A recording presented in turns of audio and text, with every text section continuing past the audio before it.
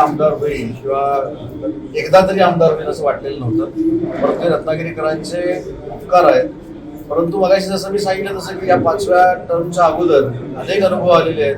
त्याच्यामुळे आता उद्यापासून आमदार झाल्यानंतर किंवा मला जर पुन्हा एकदा मंत्रिमंडळामध्ये जर संधी मिळाली तर आता आपलं कोण आहे, परको कोण आहे बघूनच काम करावं लागेल. यापूर्वी प्रतिस्पर्धी राहिलेले बालमणी यांचा आता पराभव जवळपास निश्चित झालेला आहे. पुन्हा एकदा तुम्ही त्यांचा पराभव केलेला काय?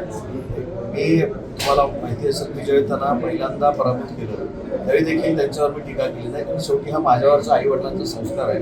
कारण आज त्यांचा पराभव होताना मला दिसतोय, पण त्यांच्या मुलाला काय वाटत असेल, त्यांच्या पत्नीला काय वाटत असेल, त्यांच्या घरातल्यांना काय वाटत असेल असा भावनिक विचार मी करणार आहे.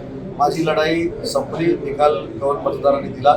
त्याच्यामुळे त्यांच्या भविष्याच्या राजकीय वाटचालीसाठी देखील त्यांना शुभेच्छा आहेत. पण त्यांनी सवंगडी नेमताना किंवा सहकारी स्वीकारताना फार तुलून बापून स्वीकारावे हा माझा त्यांच्यापेक्षा वयानं जरी लहान असतो तरी माझा त्यांना शेवटच्या आघाडीच्या काही नेत्यांचा अदृश्य आपल्याला हात होता का, पाठिंबा होता असं महाविकास आघाडीमधील काही नेते?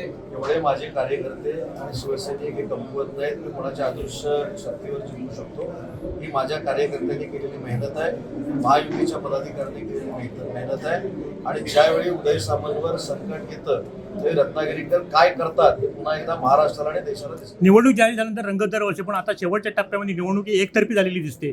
काय नेमकं त्याचं यशाचं गणित?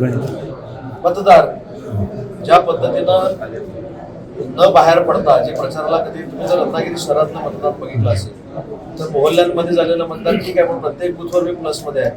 रत्नागिरी शहरानं देखील मताधिक्य दिलेलं आहे आणि ग्रामीण भागात तर प्रत्येक जिल्हा परिषद गटामध्ये 4,000, 4,500, 5,000चं मताधिक्य आहे. त्याच्यामुळं मला असं वाटतं की हे सगळे जे उपकार आहेत हे रत्नागिरी संगमेश्वर मतदारसंघातल्या मतदारांचे उपकार आहेत.